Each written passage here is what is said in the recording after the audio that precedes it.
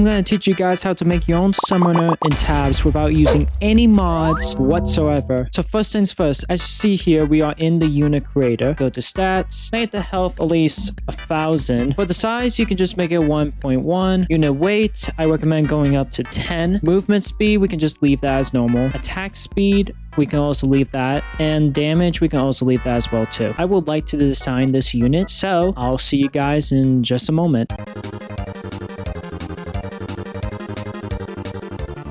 Okay, so here is our warrior. So now all you guys need to do is set a name for your unit. What I recommend is you name your unit S/Spartan. The reason why you want to do S/Spartan is because as soon as I save the unit, you can kind of see that I have designed a lot of units. And for those of you that are new to the channel, then I recommend you guys hit the like button and subscribe. What we can do now is that we can just go to S/ and there we go. We got our Spartan right here. And then you can kind of see already I made the summoner, but for the sake of the video, I'm just going to hit make a new unit. And this right here will be our summoner. And I know it doesn't make any sense, but trust me guys, it will in just a moment. So what you want to do here is that you want to make the size 0.4, mainly because you don't want the unit to be seen on our Spartan, which if you guys haven't guessed already, we're basically going to put this unit on top of our Spartan. So what you want to do here is that you want to make the health at least...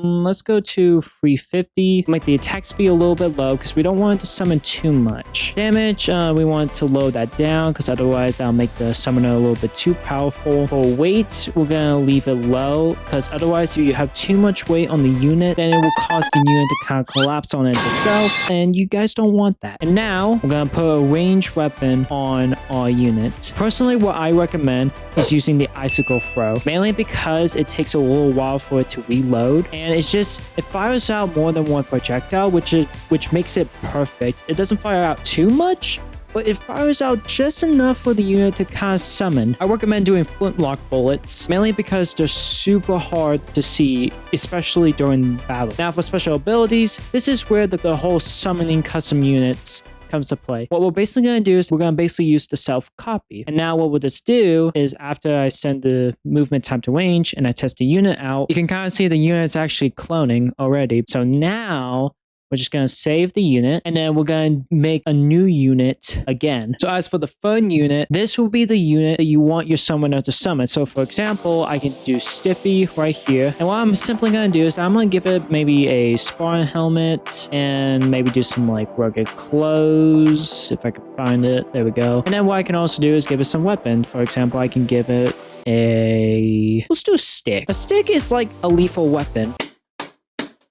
So now that we got our actual warrior, what I'm simply going to do is hit S/warrior, and now I'm going to save the unit again. So now what we're going to do is that we're going to go back to our summoner, which is right here, and then we're going to go to rider, and then we're going to go to S/warrior, and now we got a warrior. So let me explain the concept of how the summoning works. Basically what happens here, if I test the unit out, so now you see we got the bottom unit right here, and it disappears, and now we got our skeleton, and he's still there. So that's perfect. So now that we know that this works, we can just go back, we can save the unit, we'll just override it. Now here comes the interesting part. So what we're going to do is that now we're going to go to our Spartan, and then we're going to go to rider, and then we're going to go to S/, go to our summoner, and there we go. So you can see here that our skeleton is not here, but our summoner is right here. So if I test the unit out now, there we go. Now what happens now is that it still clones another version of our summoner. However, the skeletons are right here.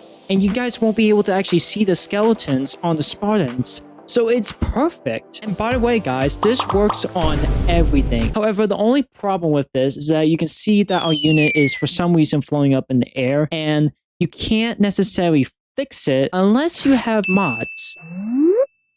What we're basically going to try to do is that we're going to change the base of our unit right here in order for our warrior to separate from that unit so that it can walk a little bit better. We're going to take our UCM mod, we're going to select this, and mind you, this one right here is the actual mod that you guys will need when it comes to designing your units. So you can go right here, you can change the prop side of the units, which just changes the size of the head. You can change the direction of it. The randomizer just adds some random clothing to it. It's not really that helpful. This one right here is very good. So right now our unit is humanoid. Nope.